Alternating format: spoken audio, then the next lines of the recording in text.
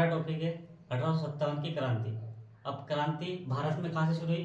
मेरठ से शुरू हुई और इसको शुरुआत करने वाले थे मंगल पांडे।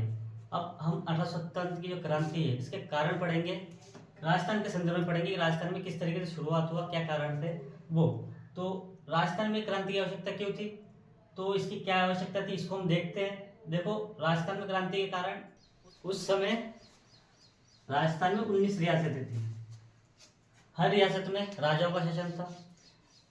उस समय एक राजा थे जयसिंह सेकेंड। उन्होंने सबसे पहले मराठाओं को राजस्थान में आने का न्योता भेजा।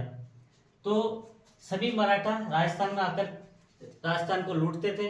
इससे परेशान होकर सभी राजा ने मिलकर एक सम्मेलन करने का विचार किया। वो सम्मेलन का नाम दिया हुड्डा सम्मेलन। इस सम्मेलन को आयोजित किया गया 1734 में, लेकिन यह सम्मेलन सफल नहीं हुआ।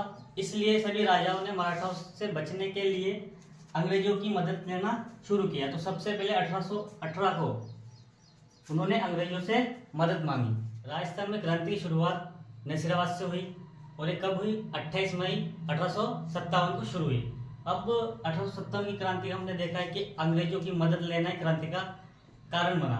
तो अंग्रेज क्या करते थे, इन राजाओं या रियासतों पर अपना अधिकार जमाते थे। तो उन्होंने सबसे पहले कुछ संधियां शुरू कर दी। तो पहली संधि थी सहायक संधि। पहली रियासत भरतपुर थी।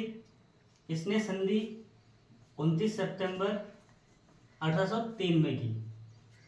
इसके बाद जो दूसरी रियासत थी अलवर, इसने 14 नवंबर 1803 को ही संधि कर ली। इस संधि के जो जन्मदाता थे, जिसने शुरुआत किया, वो थे लॉर्ड वेलेस्ली। लॉर्ड वेलेस्ली द्वारा ही सहायक संधि की शुरुआत की गई। इस समय भरतपुर में जो राजा थे वो थे रणजीत सिंह।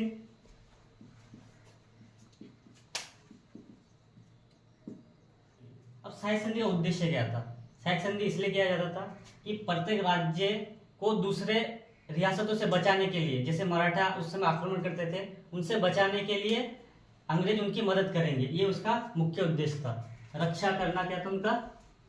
रक्षा या आक्रमण से बचाना।